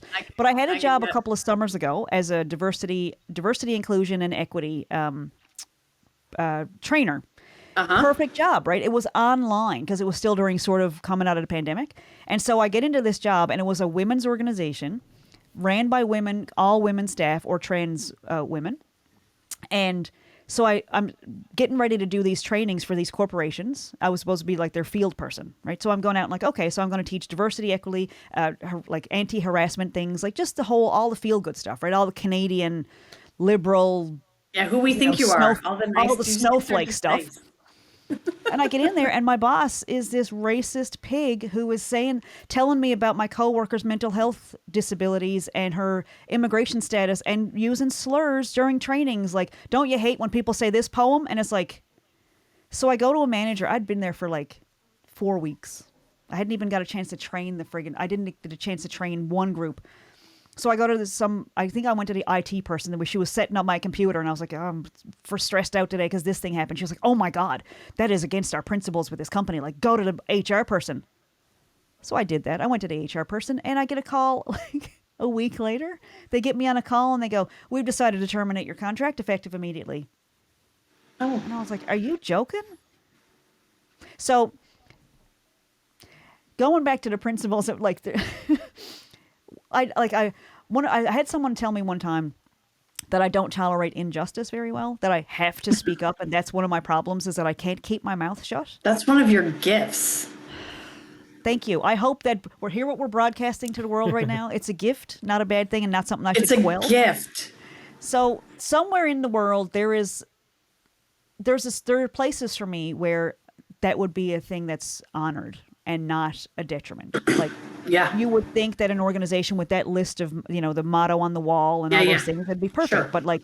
But having that opportunity to go in and teach people and to be like, I'm not afraid to say those words. And I know it makes my boys uncomfortable sometimes because like, Mom, oh my God, you got to stop. But like, I'm very open. Like, we've met new friends, and I've said, we met this family one time and they wanted to send their kids swimming with us. And I was like, that's a bit weird. They weren't going to come. They were going to send their kid with us. And I was like, okay, just so you know, I'm a certified prevention instructor. I just want you to know that your kid at no time will be alone with anyone in my family, that, and they were like, they canceled. They didn't let the kid go swimming with us. And I couldn't have been more upfront about, your kid will be totally safe. They were like, yeah. So, I mean, I don't know. That's where I kind of am in my life. Like, I'm still struggling with and maybe it's a book. Maybe it's a book about safe touch. But there's a billion of those. I don't know. I don't mean to like have a, what do you call it? Like, I'm not having like a career counseling session or anything right now. I just I don't know how to put that into, like, if there was a creative, like if there's ever a position in Maine, or I'd go back to Maine tomorrow, but to be able to teach people creative writing, or like, not necessarily, because I did write my first book. Everybody's got at least one book in them. And my very first book was awful. Like, it was so dark and so triggering, and I spit it all out on paper. It's in an envelope upstairs. The manuscript is still up there. I don't think I would ever publish it because it's just dark, and I don't want to answer questions about it, and I don't want to go back into that part of my life. But writing it helped, and it led to the creative writing, where now I'm telling stories that I want to tell, that I'm in my own skin. I'm comfortable with questions. I'm comfortable discussing the things that I write about now. And I wanted to be a comedy writer. That's the funny thing. I wanted to be a comedy writer, and I started off writing traumatic stories. Oh. But I never would have gotten there. You see the connection, right? 20 years ago, someone said, I would pay to watch you tell jokes. And I was like, please, me perform. I'm so ugly. I could never make it as a performer. I couldn't get on stage. People would make fun of how ugly I am. And it was like, what? Not if they're there to see how fucking funny you are. Have you seen so many dudes who are ugly and awful to look at who are funny? Like, give it up, Vicky. And I don't care what they like. I don't care. Like, I don't. I just see the person, right? They're not there for the like. They're like, not. They're there for the talent. They're there for the talent, and they're there for the funny, and they reprieve from the rest of their crap life that they're living. Like they get to come laugh and have fun, and it's like, oh, that's the gift that I get to give people. And right now, like in the comfort of our basement, we do a couple of hours every week on a podcast, and people are like asking to be on it. Like a lady reached out to me a few weeks ago, and she was like, "Can I clean your teeth?" And normally I would be like, "What? What's wrong with my teeth?" But she was writing a book.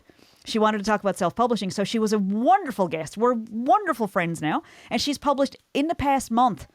She published her book in 7 different languages. So she published like 19 books this month because there was a couple of little barriers on KDP that she didn't know how to do. And I was like, oh, you just do this, clickety click. And she just went and published 19 books. Like it was like, it's bonkers what's possible out there when someone holds space. Yeah. And makes it okay, like Meg and Josh Morgan. Like Meg Hatch and Josh Morgan, I can't thank you guys enough for who you are and what you've been in my life to hold space and make it okay to be just like I am without saying, maybe you should work on this part of your personality, or you're too much. Or someone said to me a couple of weeks ago, I went to an audition, and the person who got me the audition said, don't talk too much. And you were like,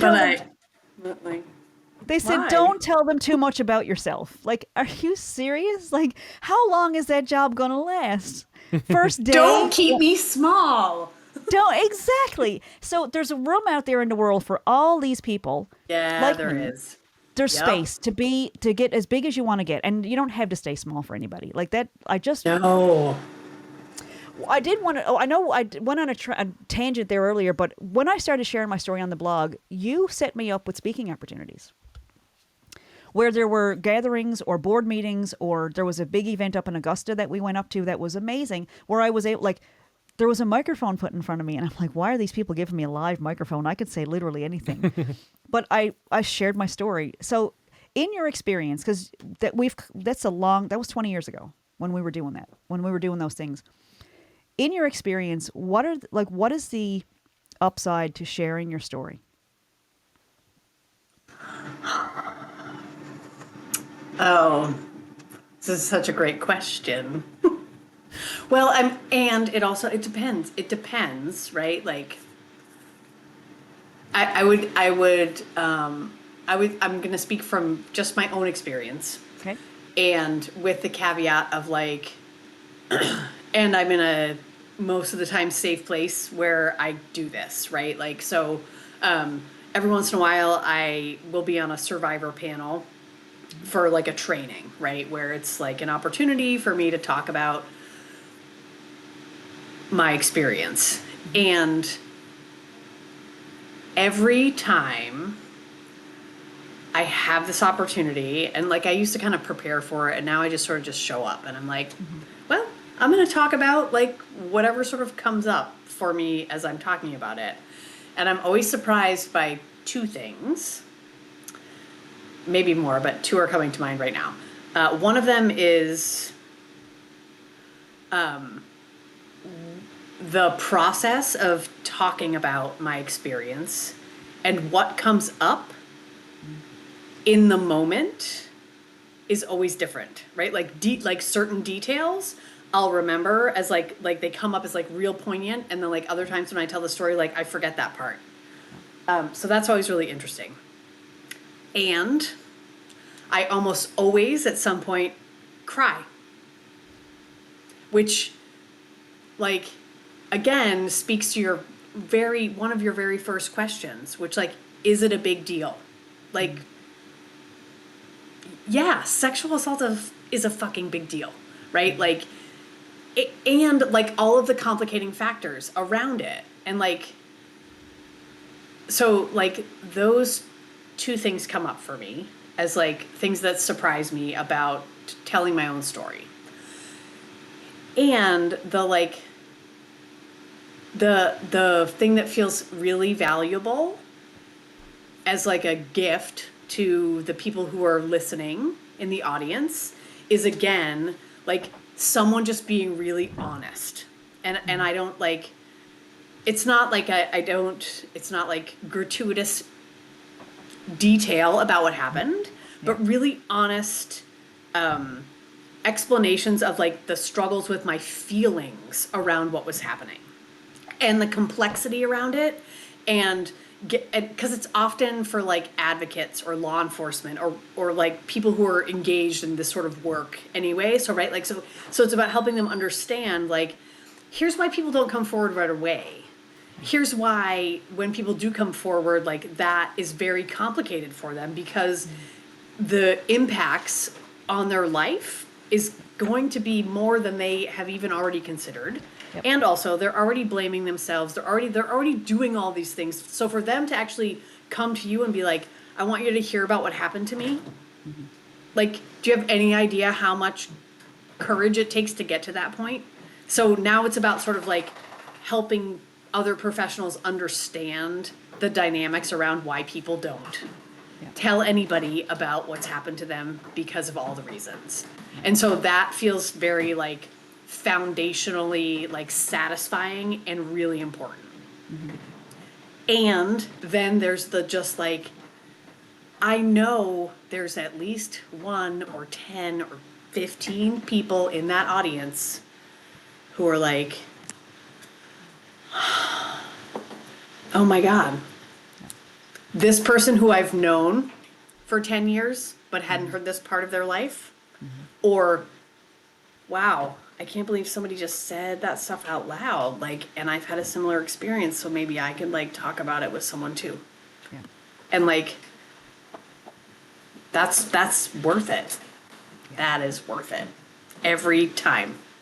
I've had this sentence bouncing around in my world for the last little while, and it's like, just remember that somebody out there is manifesting you. And yeah, I try to go into, when I'm performing, sometimes I forget I'm on a podcast and I get real intimate and private here. But when I go to a performance, or when I am about to go on stage, or before we start a podcast, I just say, like, to myself, let me choose words that are beneficial to me and beneficial to the people around me, whatever they're going to be. And so then I trust it. I just trust that what I say, whether it's I say Jesus laid it on my heart, or whether it's just, I don't know where that came from, but I just trust that. And I'm starting to get a little bit of evidence coming back to me, like when people will, like, we've had a couple of guests on the show in the last few weeks even that have said, you know, on your last episode, you said that this happens. And I was like, someone's listening to me?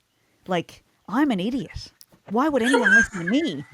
But that's how I feel. And I mean, like, so you have said that to me a number of times today. Like, remember that one time when you said that thing? And I'm like, what? Why are you listening to me? I don't know what I'm talking about. But I don't think we realize sometimes the impact we have on people's lives. That like, but it's come from. But those things that you said to me when I had an infant child, and when I said, you know, you said, don't worry about if they fall because kids are made of rubber. And yeah, I did say that.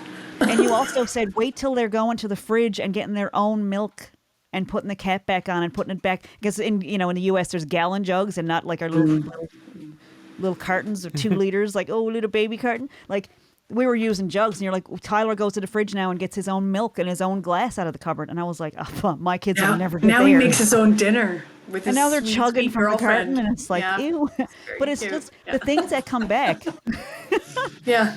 The things that, like, you know, I don't know why we're doing this today. I just feel like learning to trust that little voice that says, reach out to Meg. Like, I felt lost this weekend. I felt like, how do you rebuild a family? Not rebuild a family, but how do you build a family?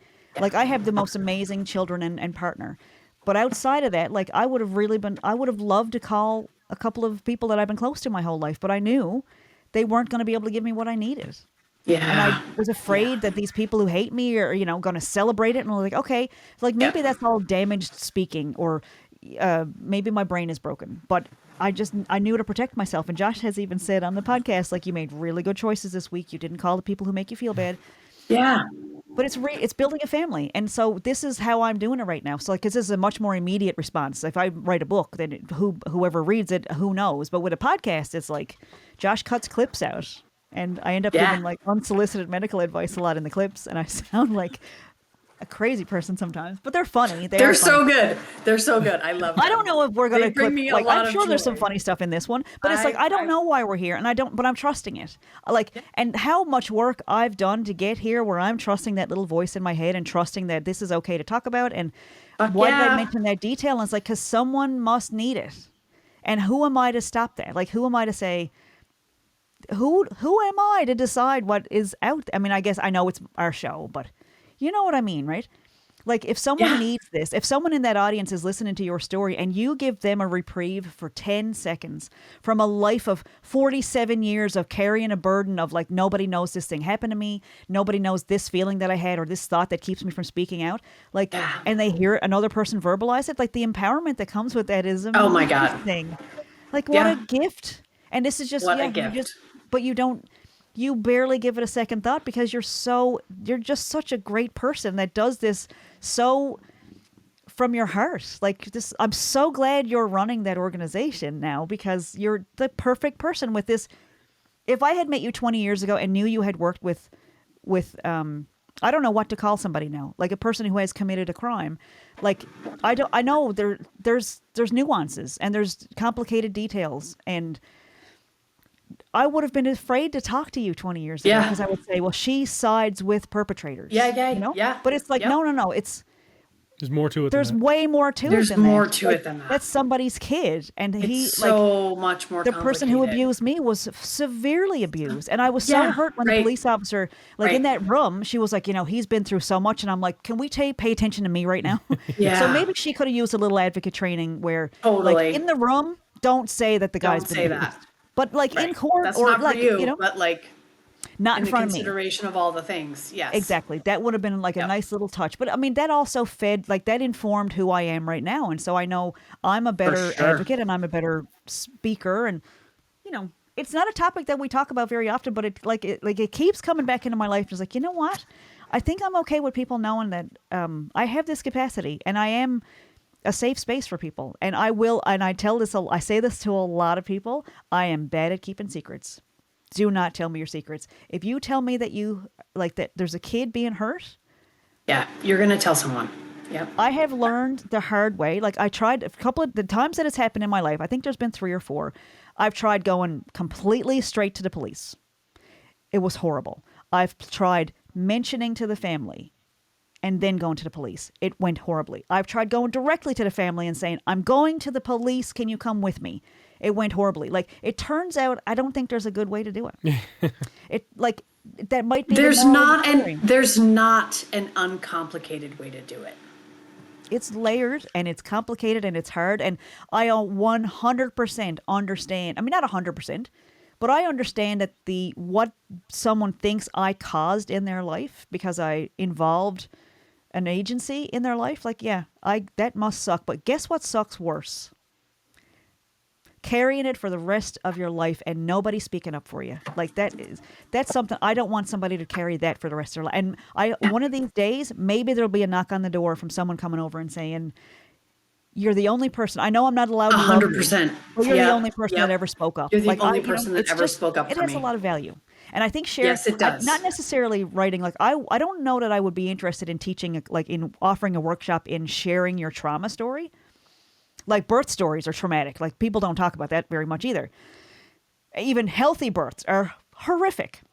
But I don't know that there's a book opportunity out there for talking about an episiotomy or, like who wants to hear that? But there's value in there's value in writing it down in a journal. And then there's value in, if you're a writer, you could do a play about something that's like the creative stuff. It really is, you mentioned that you cry sometimes when you give these presentations, and tears release these chemicals from your body. Yes, they do. They're very healing, and they have a healing properties. And so when you let a little bit of that out, like, you're better for it, and you don't have to go back and heal that particular thing again. It's done. Like, it's a little piece. It's like a little puzzle piece that's better now because you shared. And I also find that the connection when people reach out and share and say, I felt less alone because I heard your story, like, it's magic.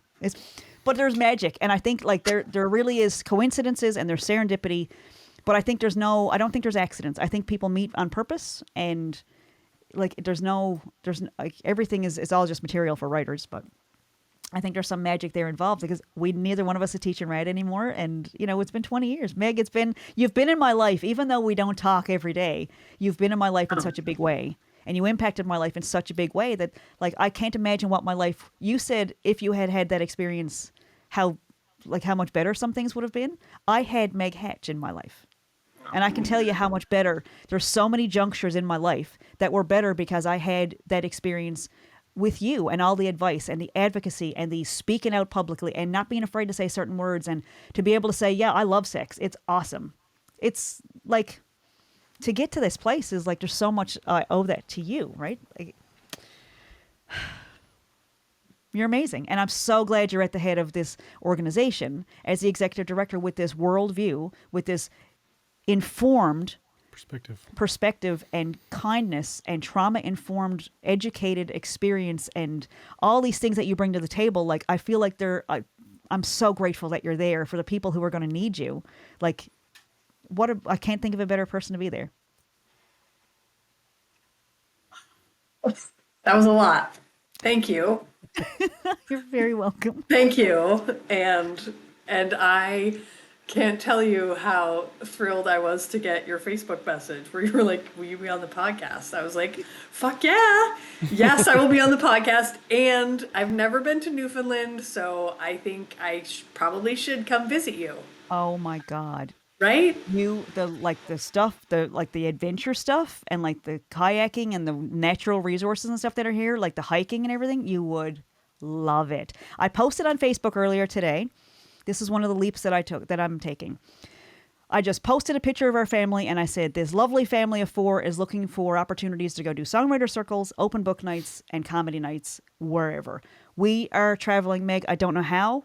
We are going to travel. We're taking the kids on because they don't remember any of the places we took them to. We've got family from here all the way down to Eastern Seaboard, right across the bottom of the country, right through the middle of the country, all around California and up in Oregon, and all across Canada. We're going out on the road. And I'm hoping that possibly there's a way for us to monetize the podcast in such a way that we can get to the next town. We don't need to make a bunch, but just get to the next one, get to the next gig, do online. Like, we just helped somebody publish a book. It came out 2 days ago, and it's a bestseller on Amazon in 3 different categories. Yeah. And he's 82, Meg. He's 82 years old, and it's the first time he's ever published a book. Like, we can do that remotely. Josh is just finishing up graphic design in a month. He's doing a work term starting next week. And so the skills that we are able to bring on the road as performers, but as like digital marketers and digital, like the stuff we can do is like, this is all sustainable. We don't need to stay stuck in one place. Like, we can go out on the road, go back and visit all these wonderful friends that we made along the way. Maine is like, oh my God, I can't wait to go back to Maine. We had so many friends there. And like, I was so homesick there. I felt like I was missing home. And now that I'm here, like, okay, I got a home base. Now I'm ready to travel. Like, I'm ready to get the RV or the truck with the trailer or a couple of U-Hauls. I don't care. We're ready to come to Maine. And I don't know what we're going to do when we get there, but you're going to visit me. Oh first my of all. See your office as the executive director. Can't even. Like, it's so exciting. But Newfoundland, the door is always open, and bring Tyler. I mean, he would have you guys would Oh my God, he would love it. He would love it. And in the fall, I will tell you that he's a great travel buddy.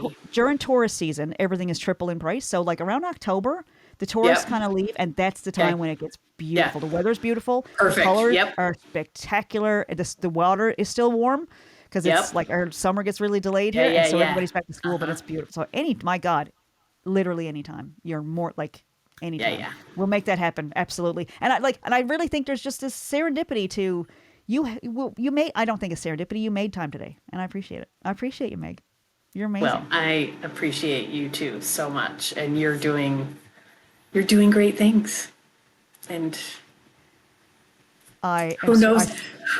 What if it all works out? Oh my God. Yeah. And why not me?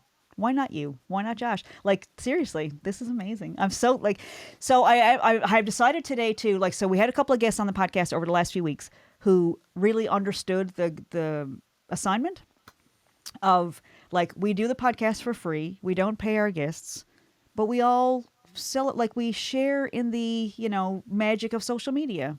So if we put a clip on, if you could just put a like on there or a comment or maybe even God, I'm going to also share this on like our organization's website, we also have a podcast called The Consent Chronicles. Ooh. So you could follow that. Oh my God. That's a good plug. Do they have guests on the Consent Chronicles? Do they have gifts? Do they have guests on the Consent Chronicles?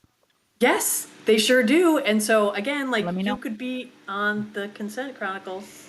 This is one of those things that, like, if there hadn't been that doctor's call a couple of weeks ago, I'd be like, oh, I'm still afraid. And who knows how long it would have taken me to get to this place where it's like, you know what? This is who I am. It's a part of me. It's not all of who I am, but it is a part of me. I'm so glad you had a mammogram that caused concern for someone. And I hope it's all fine. Oh, I think it will. And you know what? I mean, if that's the catalyst, like, fuck it. It's exactly and also what I now, needed. like, look, we're almost 50. And so I believe when we turn 50, we really go like, I'm 50 and fuck this shit. Do you remember when Oprah turned 50? I don't know if we love Oprah still, but when she turned 50, she was like, man, the world looks different now. Like, I don't care anymore. And I was like, man, she's old. But now it's like, we're approaching. That's not that old. It's not that old. It's not that old. I'm like 37 in my brain. I'm like 37. Yeah. But like, I'm not willing to stay at this, like, I'm not willing to stay in one place scared. I'm not willing to do that. No. So I called my cousin. Yes. I did have a really wonderful call with my cousin yesterday. And I told her what was going on. I said, all I need to hear is it's going to be okay. And she went, okay, it's going to be okay. And I haven't told you what's going on yet. But I told her, and I said, you know what? And I started crying. But by the end of the call, we were laughing our heads off because I was like, it's just boobs. I don't care. And she was like, who needs them anyway? To just make your back sore. And it was right? Like, we're just laughing. And like those chemicals in your body. It's good stuff. Oh my God, are so healing. The stress of waiting for a test, I think, gives people cancer. But when you can get out in nature and do the forest bathing and get out and get in the water and write and meditate and do the things and breathe fresh air, like that's healing stuff. And we could live to be like 150 probably with the way modern science has gone. But I think we're very young 47s. Oh my God. That's the message. For sure. And I feel like we're 100%. way too young to be doing these things. Like, but here we are. Meg, Here we are. Thank you for your time. Give Tyler a big hug for us. Give Tyler I a big will. safe hug. Ask for permission if it's okay. I will. I'll get consent first, and then I'll give him a hug, and then Absolutely. yeah. And This has so been let's stay in such touch. a So joy. I Yeah. want to be on the Consent Chronicles, and I want to meet your friend Crystal. And this is amazing. And we'll be in touch. And come to Newfoundland. And we're coming to Maine. I'm coming to Newfoundland. You come to Maine. Let's make sure it's just not at the same time. Yeah. Let's coordinate that in a way. You would but love it's Newfoundland been so so much. good to see you, and I love you, and I love you Josh. It's awesome to see you. If you do come to Maine, or if I come to Newfoundland, just so you know, I won't be moving any couches, but Maybe we'll see how it goes. We'll play it by I'd be ear. happy to help in other ways. Like, I'm a really good cook. I can make some food, but like I'm to the point where I'm like, I don't think I want to move heavy. Don't move Are the they going to couches want us anymore. to move them again? Oh my God. But you got Tyler now. To be Yeah, fair, you really like, come. Oh my God, Toddy will move. I could just. put our him two on. boys, I don't really do good any at heavy it. lifting anymore. Oh my God! Like I used to be in such between good shape. Josh and the three boys, whatever needs to be moved can be moved. So never We don't mind. need to move anything. We're Vicky just and gonna I have a will good hang time. out in the kitchen, and it'll be awesome. That's right. We're going to cook lots of good food. Do you have an Yeah. Instant Pot? Okay. Oh my Cool. God. I don't have an Instapot. I don't have one. Oh, No. it'll change your life. Well, I mean, maybe. It's amazing. And like you get the full nutritional value and stuff cooks like not like a microwave, but it cooks like with pressure and steam and it just I like you know. can get like a full stew in like half an hour. It's crazy. Anyway, it'll change your life. All right. Okay, let's stay I'll in get on touch. that. Let's do all those things. And Meg, thank you so much. You're amazing. Thank you. Thank you Love very you. much. This has been Are You Mad at Me? I'm Vicky Morgan. I'm Josh Morgan. And we were joined today by the most amazing Meg Hatch from Maine. And we can't wait to go visit her. Meg, thank you so much for being on the podcast. Thank you so much for having me.